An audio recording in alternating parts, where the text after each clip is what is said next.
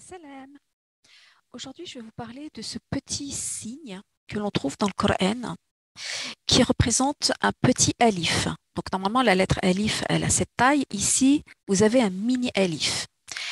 Il y a plusieurs noms que l'on donne à ce petit alif, ce mini alif.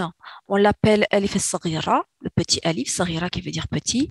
On l'appelle aussi alif al-mahzoufa, pardon, qui veut dire le alif qui a été retiré parce qu'en fait, à la base, je vais vous l'expliquer, il ne s'écrit pas. On l'appelle aussi alif al-khanjariya. C'est plutôt ce nom-là, en fait, sous ce nom-là qu'il est connu. Al-khanjariya, khanjariya, c'est quoi? Ça veut dire c'est une dague, parce qu'il a la forme d'une dague. Une dague, c'est une sorte de poignard. En anglais, on appelle de dagger alif. Alors, ce petit alif, il a été rajouté dans les manuscrits coraniques que l'on a de nos jours, mais ce qu'il faut savoir, c'est qu'à l'époque du calife Othman, quand ils ont décidé de tout d'écrire tous les versets du Coran sur papier, il n'existait pas. Donc à l'époque, je vous montre à quoi ça ressemblait. Ça ressemblait à ça, le Coran. Donc il n'y avait pas de point diacritique, il n'y avait pas des petits points au-dessus, en dessous, des voyelles ou quoi que ce soit. Parce que les Arabes étaient tellement bons dans la langue arabe qu'ils savaient de toute façon quel, quel- de quel mot en fait il s'agissait. Et puis le Coran à l'époque, il se transmettait de manière orale et écrite.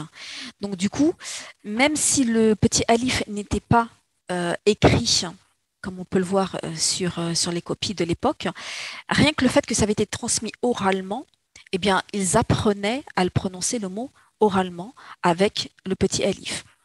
Donc ce petit alif, il fait office, il a la même fonction qu'un grand alif, c'est-à-dire c'est une prolongation de deux temps. Donc, on l'a ici dans, par exemple, Alamin, on l'a aussi dans Maliki, on l'a dans Ar-Rahman, on l'a dans Sirata, on l'a aussi dans le nom d'Allah. Donc, on dit Allah avec deux. Ici, en fait, c'est pas marqué, on le voit pas. D'ailleurs, il y a certains contemporains qui demandent à ce que ce soit rajouté pour que pour que en fait les gens en fait apprennent que le nom d'Allah en fait contient un petit alif sarira mahdoufa qui a été retiré, mais qu'il faut quand même prononcer. Donc ici, on va dire lillahi. On ne dit pas lillahi.